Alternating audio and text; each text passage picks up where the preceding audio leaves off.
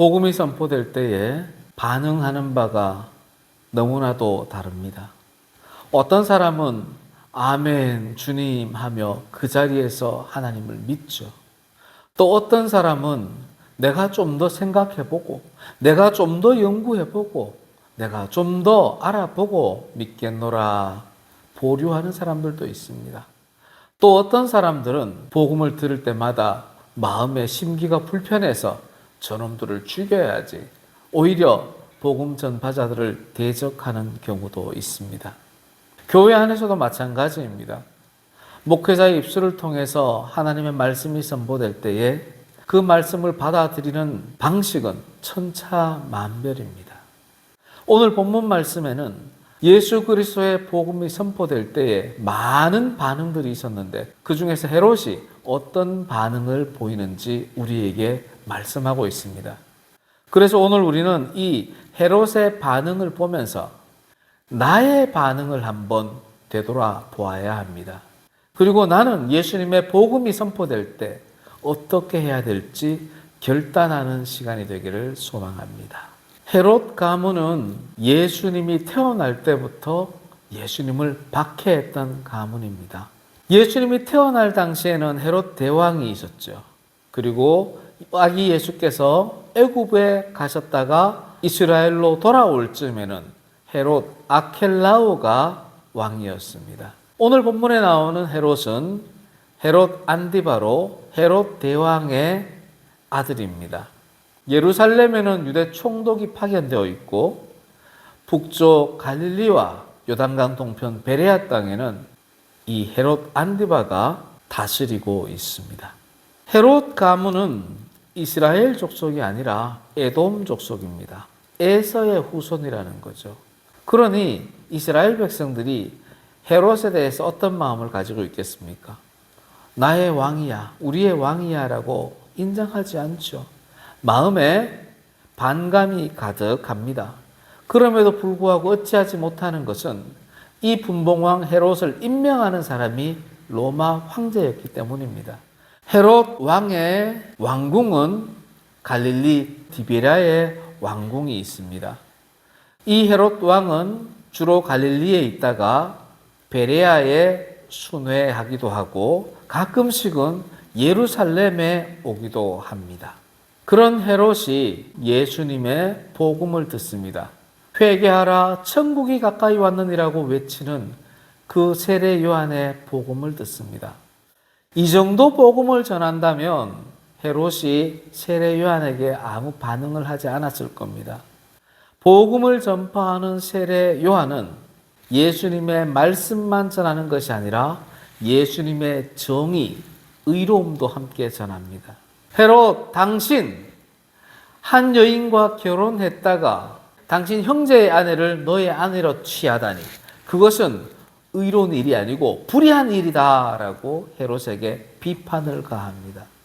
헤롯은 그 말을 듣고 가만히 있을 수가 없었죠. 그래서 헤롯은 세례 요한을 체포해서 감옥에 가두어 버립니다. 헤롯은 복음 전파자를 이렇게 학대를 합니다.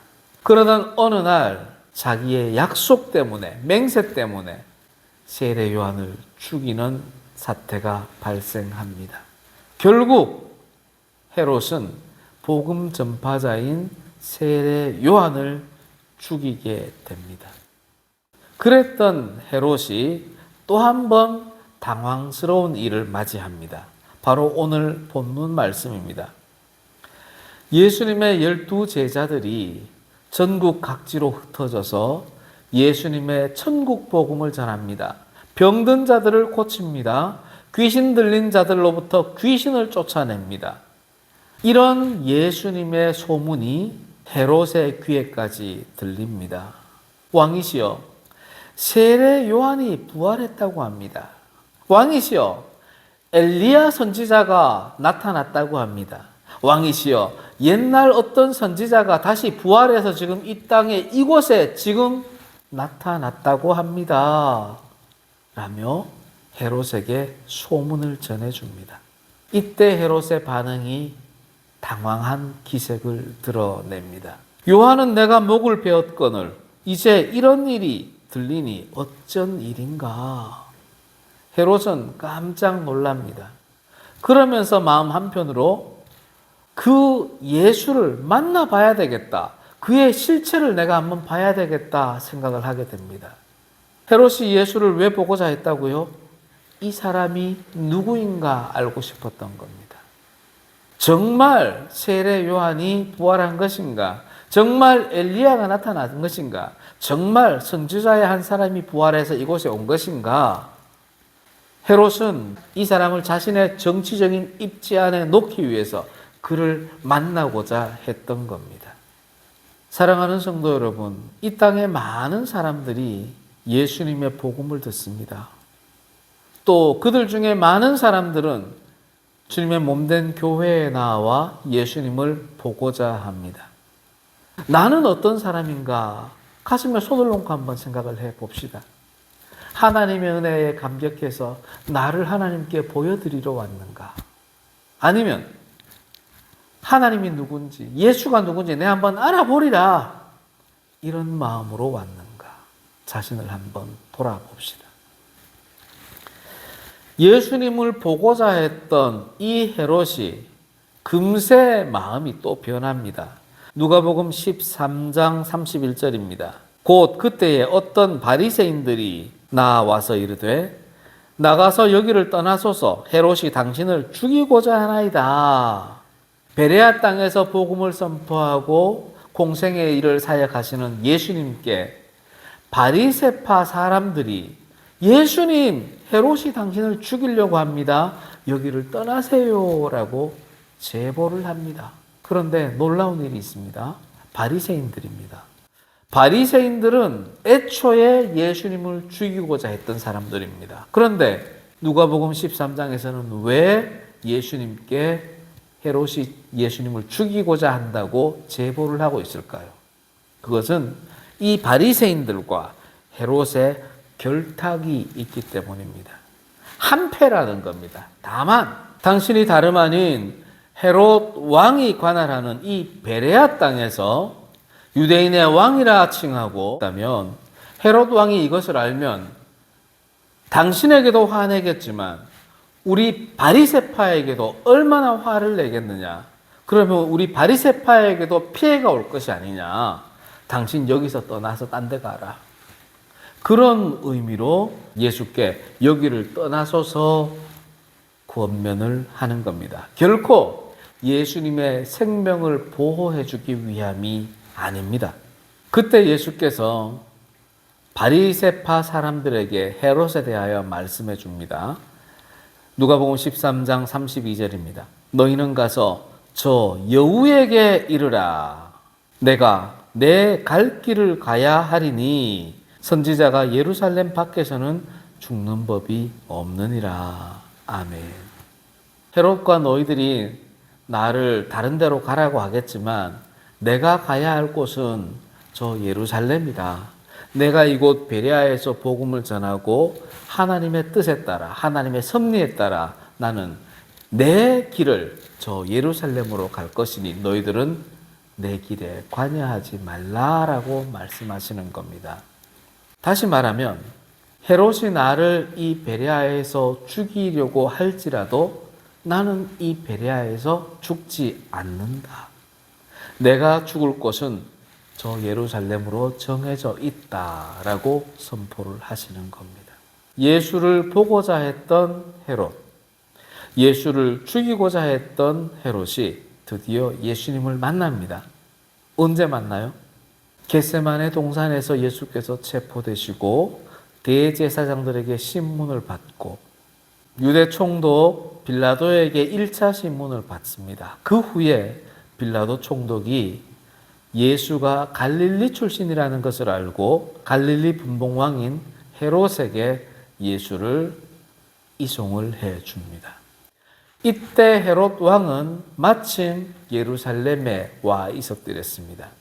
예수님을 죽이고자 했던 헤롯이 재판에서는 예수님을 환영을 합니다. 그리고는 예수께 기적을 행하보라고 표적을 요구합니다. 예수님이 아무 반응을 보이지 않습니다. 빌라도가 보냈으니 그 권한에 힘입어 예수에게 사형 선고를 하면 될 텐데 헤롯은 그러지를 않습니다. 죽음에 대하여 나는 내 손에 피를 묻히기 싫다. 죽이려면 빌라도 네가 죽여라. 빌라도도 예수님께 무죄를 선고했었죠.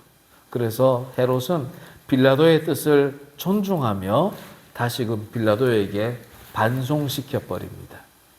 사랑하는 성도 여러분, 우리의 모습과 한번 오버랩 시켜 보십시오. 12 제자들이 선포했던 그 복음이 하나님의 수많은 전도자들로 통해서 꾸준하게 지금도 펼쳐지고 있습니다. 헤롯이 들었던 그 복음을 지금 우리가 듣고 있습니다.